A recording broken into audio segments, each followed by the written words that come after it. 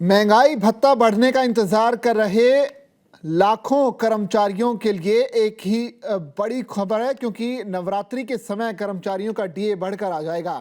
पश्चिम बंगाल के मुख्यमंत्री शुभेंदु अधिकारी ने सरकारी कर्मचारियों को महंगाई भत्ता यानी कि डीए के बारे में मैसेज दिया है। एक कार्यक्रम में उन्होंने कहा कि राज्य और केंद्र के डीए के बीच का अंतर धीरे धीरे कम किया जाएगा। साथ ही डीए का बकाया पैसा चरणबद्ध तरीके से कर्मचारियों को दिया जाएगा।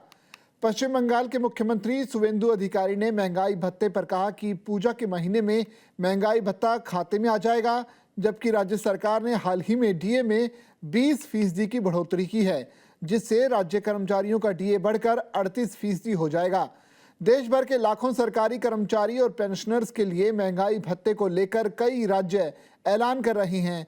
कई राज्य सरकारें इसे बढ़ाने, बकाया एरियर देने और सैलरी से जुड़े पेंडिंग मामलों पर फैसला लेने की तैयारी कर रही हैं।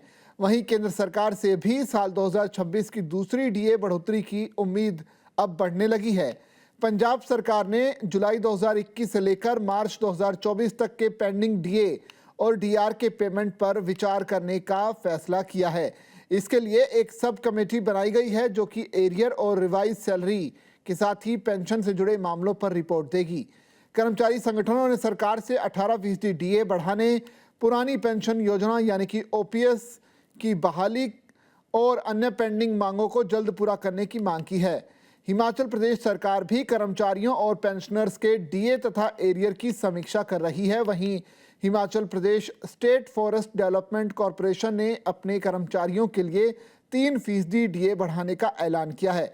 इसके अलावा बोनस और न्यूनतम मजदूरी में भी बढ़ोतरी की गई है। पश्चिम बंगाल सरकार ने हाल ही में डीए में 20% की बढ़ोतरी की है, जिससे राज्य कर्मचारियों का डीए बढ़कर 38% हो जाएगा। राज्य में 7वें वेतन आयोग के गठन का प्रोसेस भी शुरू हो चुका है। दूसरी ओर केरल सरकार ओणम से पहले कर्मचारियों को 2% डीए बढ़ोतरी का तोहफा देने जा रही है, जबकि इस साल अरुणाचल प्रदेश, असम, ओडिशा, तमिलनाडु, उत्तर प्रदेश और बिहार समेत कई राज्यों ने भी डीए बढ़ाया है। महाराष्ट्र ने अलग अलग वेतन आयोगों के तहत पेंडिंग डीए एरियर जारी करने को मंजूरी दी है।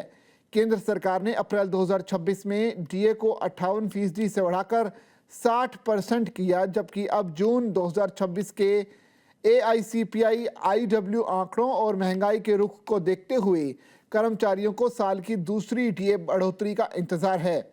जानकारों का मानना है कि अगली बार 3 से लेकर 4% तक डीए बढ़ने की संभावना बन सकती है। हालांकि अंतिम फैसला केंद्र सरकार की मंजूरी के बाद ही होगा।